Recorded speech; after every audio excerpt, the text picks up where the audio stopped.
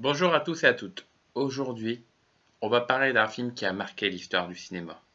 Un film précurseur. Un film dont il faut que vous regardiez car c'est l'histoire du cinéma qui est autour de ce film-là. Je veux bien sûr parler de Voyage dans la Lune de Méliès. Un classique du cinéma et de la science-fiction. L'un des premiers films de science-fiction où l'on voit des extraterrestres. Donc voilà la critique sur le film qui a marqué l'histoire du cinéma. À tout à l'heure.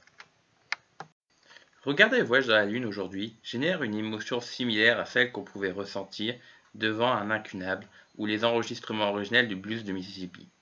On est là devant l'origine du monde. Il ne s'agit pas de déterminer les maladresses ou l'amateurisme, les soubresauts de la restauration ou les limites de la narration. Le film se lance. Avec les premiers ricanements, petit à petit la magie opère. Oui, bien entendu, la première séquence dans l'amphi est proche du ridicule. Mais dès lors que l'on se lance dans la construction de l'obus, qu'on allume le canon, alors la magie opère.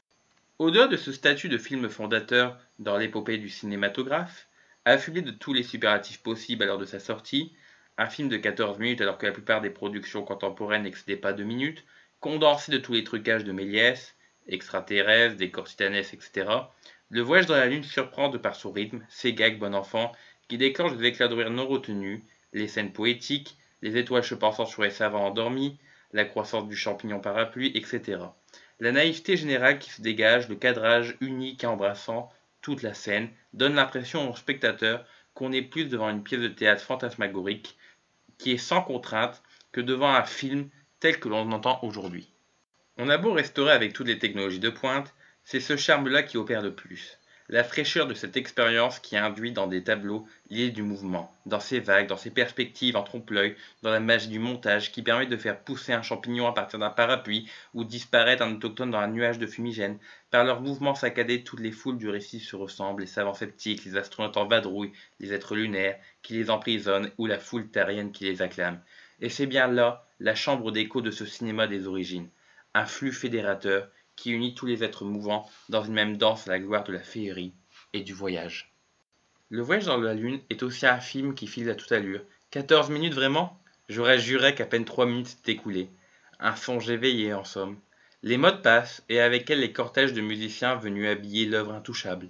Air ici, comme Lamp Shop pour l'aurore, rencontre un peu incongrue, vaguement hype, sans grand intérêt, sinon de relever à quel point l'image a sa propre intégrité atemporelle et fondatrice pour l'histoire du 7e art. Merci, monsieur Méliès, pour cette tendresse, cette poésie, et pour le cinoche. À noter qu'il aura fallu quand même 91 ans pour que le monde du cinéma subisse une nouvelle fois pareille révolution. Je parle bien entendu de la prouesse de Spielberg, domestiquant les dinosaures pour les besoins de son film. Voilà donc, vous l'avez compris, pour moi Le Voyage dans la Lune est un classique du cinéma. Une œuvre phare qui détermine un peu l'histoire du cinéma dans la suite, et qui a montré une première paire importante à tous ses futurs donc metteurs en scène, à tous ses futurs donc scénaristes, à tous ses futurs amoureux du cinéma. Pour moi, si vous êtes fan de science-fiction, il faut absolument voir Le Voyage dans la Lune, car c'est les fondements, c'est la base. Donc c'est important de connaître d'où vient le cinéma d'aujourd'hui et où il a commencé. Donc n'hésitez pas à regarder ce film-là, c'est une œuvre culte. Et moi je vous dis donc à la semaine prochaine pour une nouvelle critique.